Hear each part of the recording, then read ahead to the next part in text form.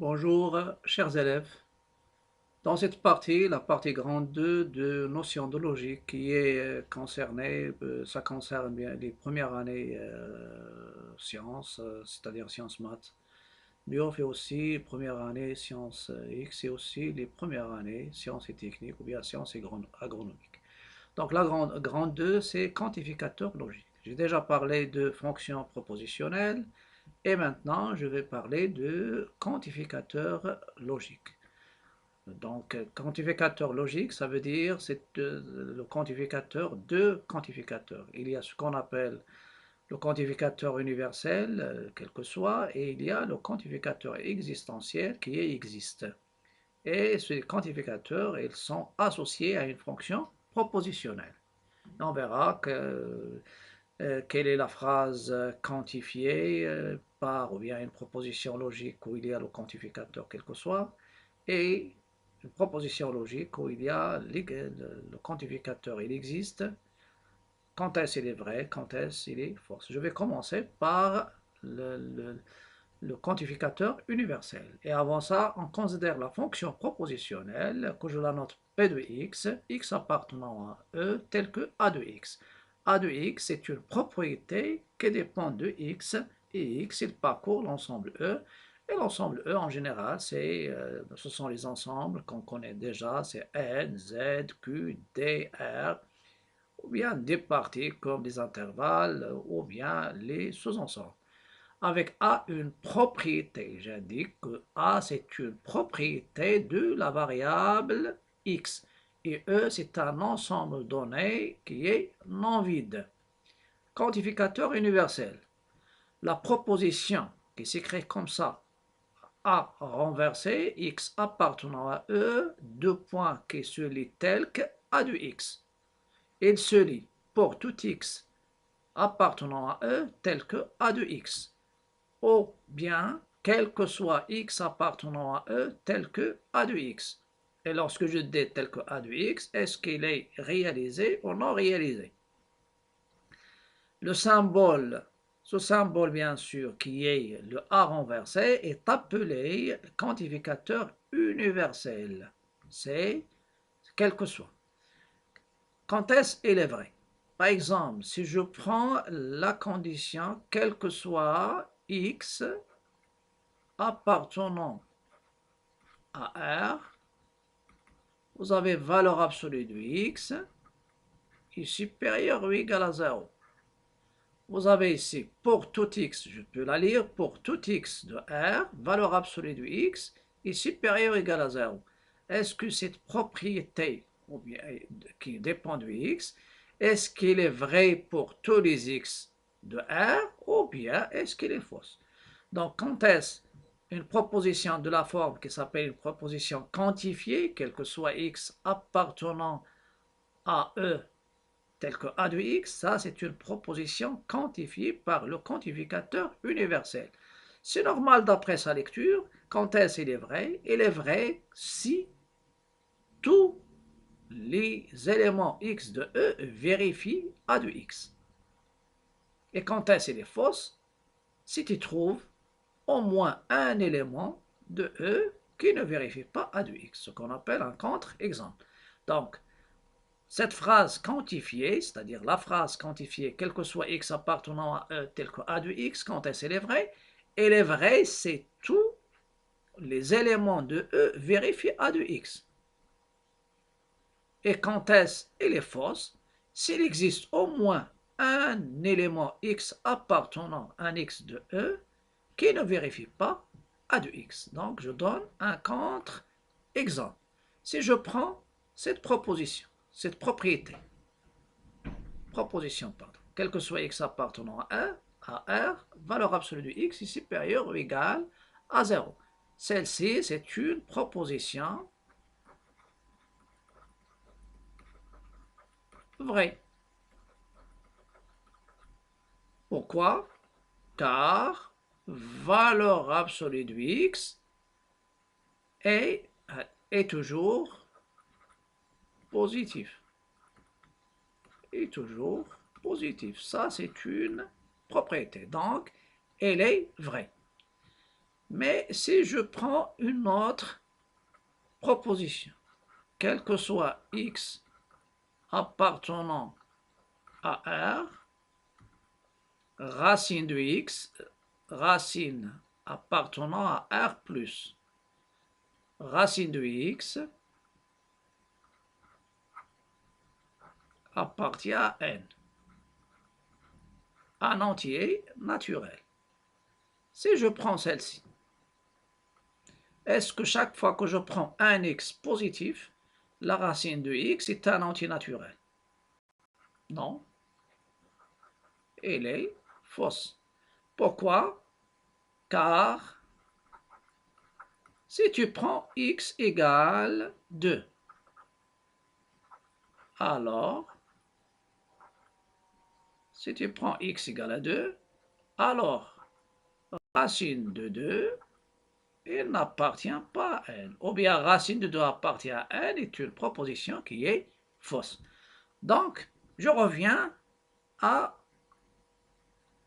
valeur de vérité d'une proposition quantifiée par le quantificateur quel que soit. La proposition, quel que soit x appartenant à E, telle que a de x est une proposition vraie si tous les éléments de x vérifient a de x, et elle est fausse s'il existe au moins un élément de E qui ne vérifie pas a de x. Ça veut dire ici, on a trouvé ça, il s'appelle bien sûr, c'est un contre-exemple. Il y a les exemples, ce sont les éléments qui vérifient, et les contre-exemples, ce sont les éléments qui ne vérifient pas la proposition. La propriété, pardon, a de x. Je passe maintenant aux exercices. Voilà. Et on va essayer de, donc vous pouvez mettre pause et chercher la valeur de vérité de chaque proposition. Il y a donc, ça c'est a de x, c'est une propriété, c'est une équation dans l'ensemble R. Ça c'est une propriété en fonction de deux variables a et b, égalité. Ça c'est une propriété que j'ai parlé de la valeur absolue, maintenant c'est le carré. Et celle-ci, c'est la racine de x au carré, c'est la valeur absolue de x. Et je vais maintenant voir la valeur de vérité de chaque proposition. Vous avez pour P, quel que soit, chaque fois que tu prends x de R, x plus 3, elle est strictement positive. Est-ce que c'est vrai ou bien fausse? Normalement, celle-ci, je peux...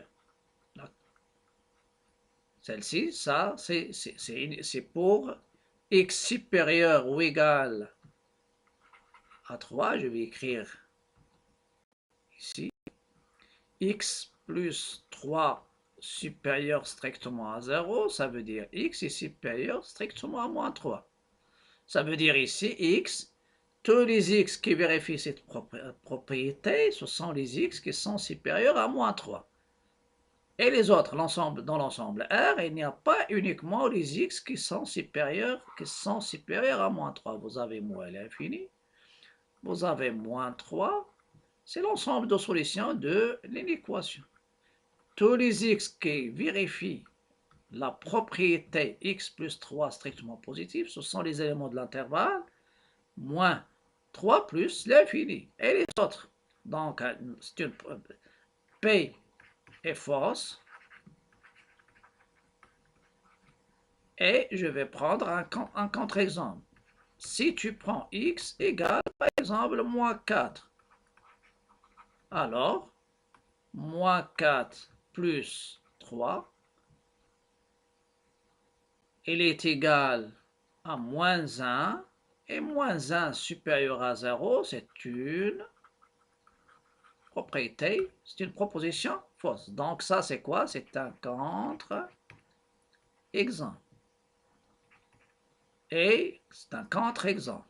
Voilà. Si je prends Q, pour la proposition Q, chaque fois que tu prends A et B deux réels, la somme des carrés égale à 25. Est-ce qu'elle est vraie ou bien fausse? Même dans ce cas-là, pouvez remarquer que est-ce que tous les couples AB vérifient la somme des carrés égale à 5, égale à 25. Donc, même ici, si tu prends, par exemple, si je prends A égale à 0, B égale à 0, qu'est-ce que je vais obtenir? 0 égale à 25. Donc, il y a une infinité de contre-exemples. Donc, la proposition Q. Et la proposition Q est fausse. Et je prends un contre-exemple. Contre-exemple. Pour moi, un contre-exemple, on peut l'écrire d'une manière simplifiée. Contre-exemple. Voilà, c'est un contre-exemple. Contre-exemple, on prend A égale à 0 et B égale à 1. Alors, A carré plus B carré, ça sera 0 au carré, c'est 0, plus 1 égale à 1, et 1 est différent de 25. Donc, il ne vérifie pas la propriété. Je vais voir quelle est la proposition suivante.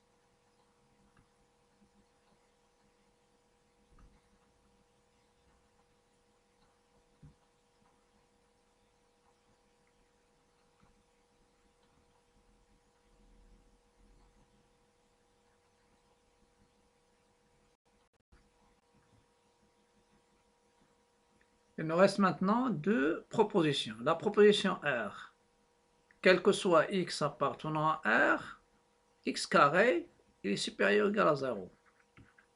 Et ça, c'est une propriété. On sait que le carré est toujours positif.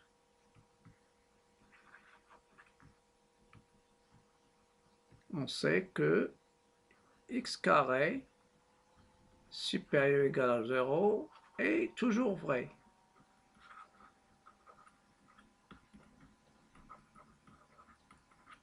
Toujours, ça veut dire quel que soit. Donc, quel que soit x appartenant à R, x carré supérieur ou égal à 0 est une proposition vraie.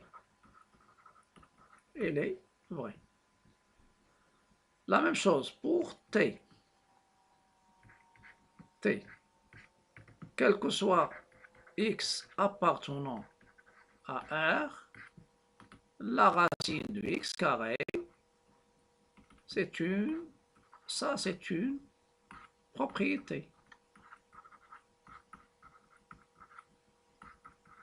On sait que la valeur absolue de x, la racine de x carré égale la valeur absolue de c'est une propriété. Donc, t est vrai. Donc, t, c'est une proposition vraie. Donc, ça, c'est la proposition logique quantifiée par le quantificateur, quel que soit. On va passer maintenant au quantificateur logique. Il existe ce qu'on appelle quantificateur existentiel. Je vais associer à la fonction propositionnelle a de x ou bien à la propriété a de x qui est en fonction de x le symbole e renversé. Il faut faire attention, ça e c'est un ensemble et ça c'est un symbole. Il se lit, c'est-à-dire cette proposition logique quantifiée se lit. Il existe au moins, donc ce symbole c'est il existe au moins x appartenant à e tel que a de x. Le symbole E renversé est appelé quantificateur existentiel. Quel que soit, c'est universel, c'est-à-dire le tout, et E, c'est existentiel. E renversé, c'est E E est appelé, c'est-à-dire ce symbole 20, E renversé, est appelé quantificateur existentiel. Quand est cette proposition quantifiée, ou bien cette phrase mathématique qui est une proposition quantifiée par le quantificateur existentiel, quand est-ce qu'elle est vraie? C'est normal, ça sera vrai s'il existe au moins, si tu trouves un x qui vérifie a de x. Et ça sera fausse si tu ne trouves aucun x qui vérifie a de x. Ça veut dire que tous les éléments de E ne vérifient pas a de x. C'est ce que je viens de faire ici. Donc, il est vrai s'il existe au moins un élément x de E vérifiant a de x. Ça veut dire que tu donnes un exemple. Et il est faux si tous les éléments de E ne vérifient pas a de x. Par exemple, je prends la proposition. La proposition, je la note, je la nomme P, quel que soit, ou bien il existe, pardon,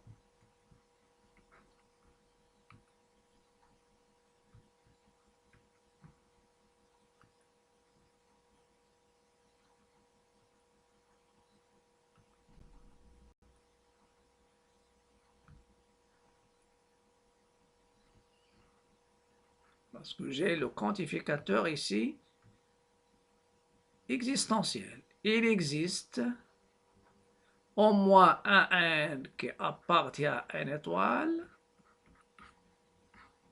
tel que racine de n est un entier naturel. Cette proposition, est-ce que vous pouvez me donner un entier naturel tel que sa racine carrée est un entier naturel? Tous les entiers naturels qui sont un carré parfait, il répond à la question. Celle-ci est vraie. Est vraie. Car si on prend n égale par exemple 4, alors racine de 4, il est égal à 2, et 2, il appartient à n.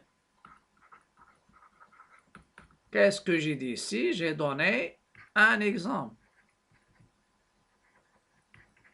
J'ai donné un exemple. Je prends une autre proposition. La proposition Q, il existe X appartenant à R étoile tel que X au carré est négatif strict. Ça veut dire, celle-ci, est-ce que tu peux me donner un réel qui est non nul tel que son carré est négatif strict? Celle-ci est fausse. Et fausse. Car, quel que soit x de R étoile, x au carré, elle est strictement positive. Donc, il n'y a aucun x de R étoile qui vérifie cette propriété. Mais si je fais ici, je prends ici inférieur ou égal, et ça supérieur ou égal. Ça c'est, pardon, c'est supérieur strict. Parce que j'ai éliminé le 0. Il y a uniquement 0, que son carré, c'est 0. Donc, x carré, toujours, il est négatif ou nul, si j'élimine ici l'étoile, c'est-à-dire je prends les x appartenant à R. Il y a le 0 qui va vérifier. 0 au carré, il est inférieur ou égal à 0. Donc, je répète, une proposition quantifiée par le quantificateur existentiel, elle est vraie si tu trouves un élément vérifié tel que a de x est vrai, c'est-à-dire un exemple, et elle est fausse si tous les éléments de E ne vérifient pas A de X. Je passe aux exercices. Un exemple, pardon.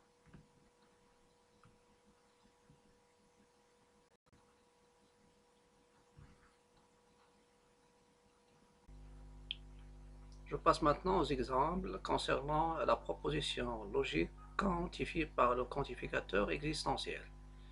Donnez les valeurs de vérité des propositions suivantes.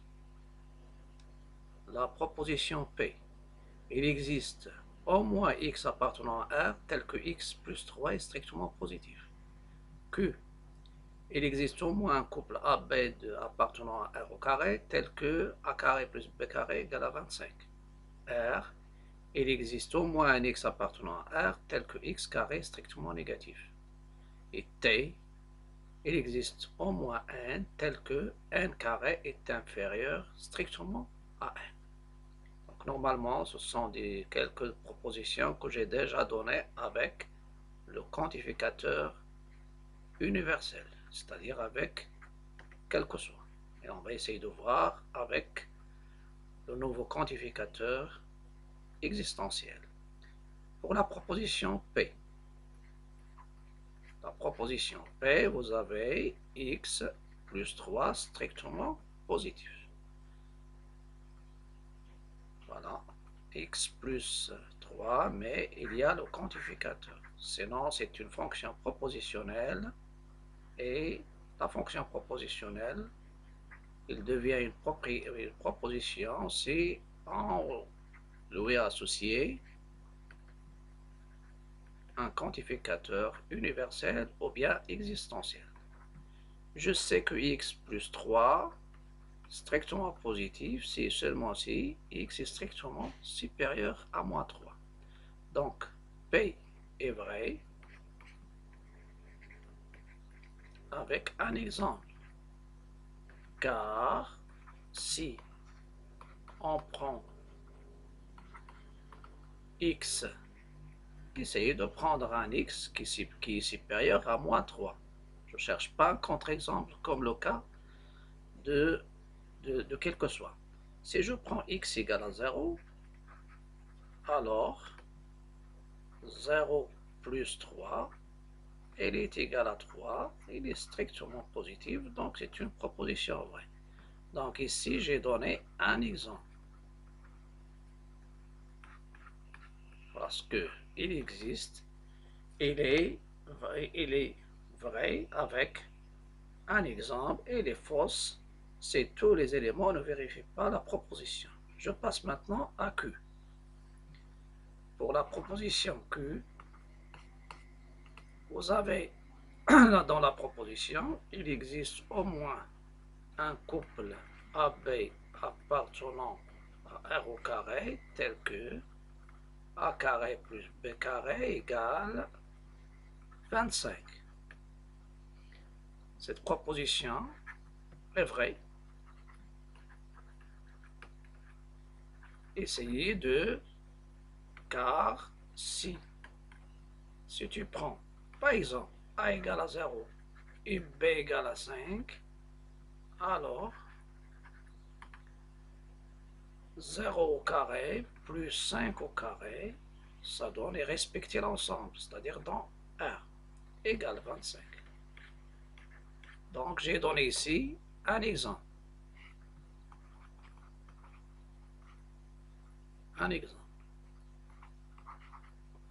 Je vais voir la proposition suivante, c'est-à-dire la troisième. R, il existe au moins un x tel que son carré est strictement négatif. C'est R.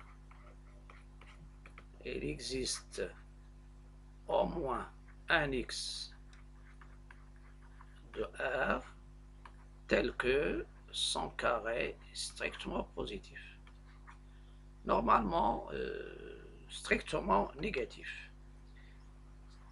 Je sais que le seul élément, vous avez uniquement 0 au carré qui est égal à 0, qui est inférieur ou égal à 0. C'est le seul. Le seul réel dans le carré est inférieur ou égal à 0, c'est 0. Et vous avez ici strictement négatif. Celle-ci est fausse, R est fausse, car, donc donnez la justification avec des propriétés ou bien avec la démonstration, quel que soit x appartenant à R, x au carré, il est supérieur ou égal à 0. Tous les carrés sont le carré est toujours positif.